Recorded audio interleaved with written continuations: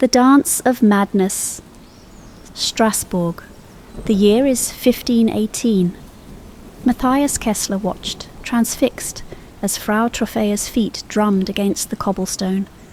The morning was still cool, but sweat streamed down her face, her breaths emerging in desperate gasps. Her limbs jerked and flailed, seemingly beyond her control, and the sound of her frenzied steps echoed through the empty square, a syncopated, relentless rhythm that rattled Matthias to his bones. It was July, and Strasbourg was tense with the heat and worry of poor harvests and hungry mouths. The city's spirit had grown thin, stretched like fraying fabric over the edges of life itself.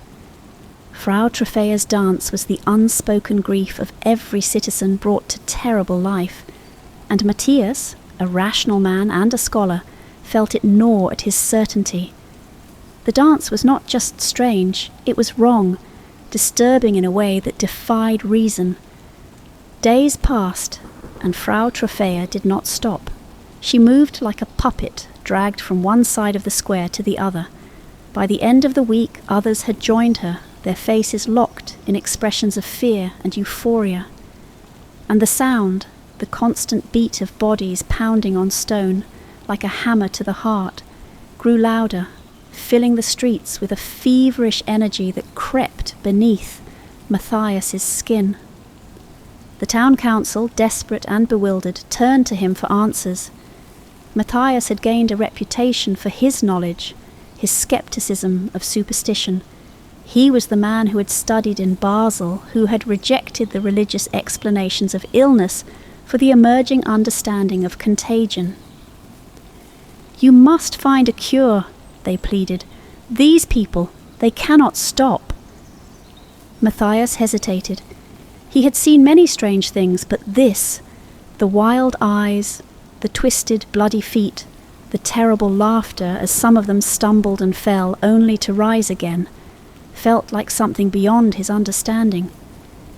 Yet he felt a certain duty, not only to his city but to himself. His late wife had died in similar fevered writhing, her body twisting under his hands as he tried to steady her. If he could unravel this mystery, he might finally be free of the torment that haunted him.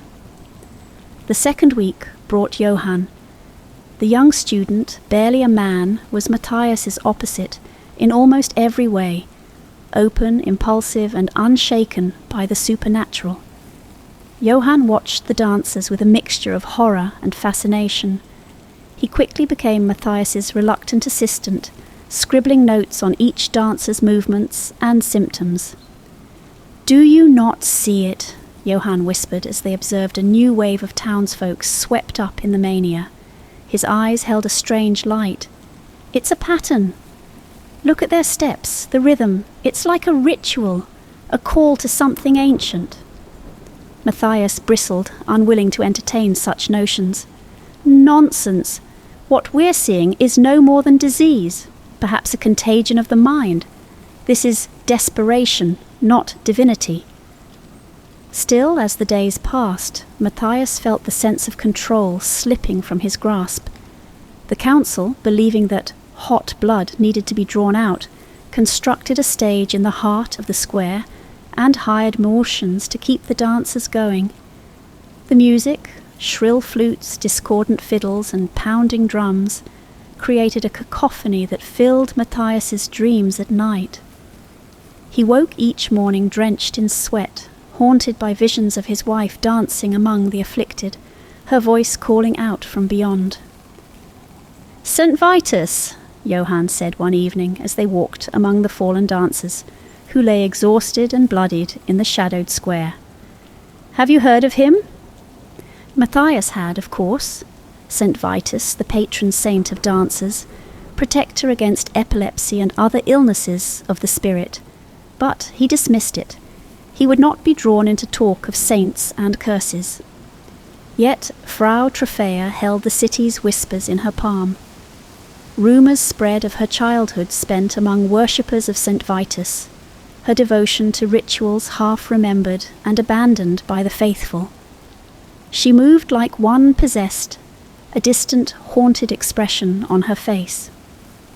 Matthias had tried to question her, but she seemed barely aware of herself, lost to whatever rhythm drove her forward.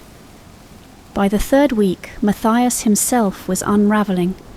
His steps faltered as he walked. He would catch his feet tapping to an unheard beat, feel his body sway in sync with the music that now echoed through the city at all hours. The line between the dancers and himself seemed to thin, blurring in the pounding pulse of his own heartbeat.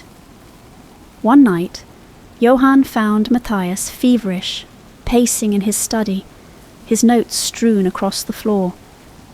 Matthias felt as though he was slipping through a crack in reality, his thoughts a torrent of images, bloodied feet, his wife's anguished face, and the relentless, throbbing rhythm that filled his head. "There's something beneath this," Johann said softly. "Some wound we cannot see. These people, they are bound to it." Matthias turned to him, hollow-eyed. "Bound? I am bound to nothing but truth and reason, Johann." Yet his body betrayed him. As he moved through the city each day, he felt his own feet growing heavier, drawn toward the square where the dancers still writhed and gasped. And each night he heard his wife's voice echoing through his mind, pulling him into dreams of stone streets and flickering torches, the dancers moving in a nightmarish trance. On the final day, Matthias could no longer resist. He returned to the square, his hands trembling as he watched the dancers in their fevered ecstasy. Johann was there, his face filled with pity as Matthias stepped forward, his feet moving in time with the music that echoed through his mind. Frau Trophäa met his gaze, her own eyes filled with something ancient and unreadable. She took his hands, and for a moment Matthias felt the world tilt, as though he were no longer a man but a conduit for something far older and darker than he could fathom. He was swept into the rhythm, his feet pounding the stones, his breath coming in ragged gasps. Around him the city faded, leaving only the dance and the blood and the strange, terrible beauty of surrender. In the aftermath, Matthias's body was found in the square, hands clasped and face peaceful.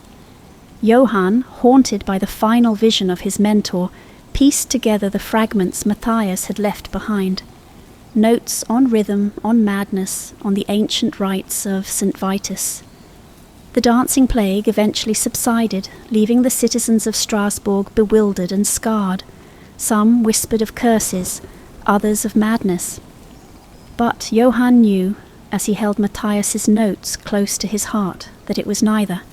It was grief, grief woven into the fabric of the city, of every life touched by hardship, every love lost, every dream broken. And in the end, Matthias had danced to its rhythm as they all would one day. His final words, scrawled in a shaking hand, became a legend. "We dance because we must. To know why is to surrender." The dancing plague of 1518 left a scar on Strasbourg, a wound that would never fully heal, an echo of grief that resided in the heart of every survivor.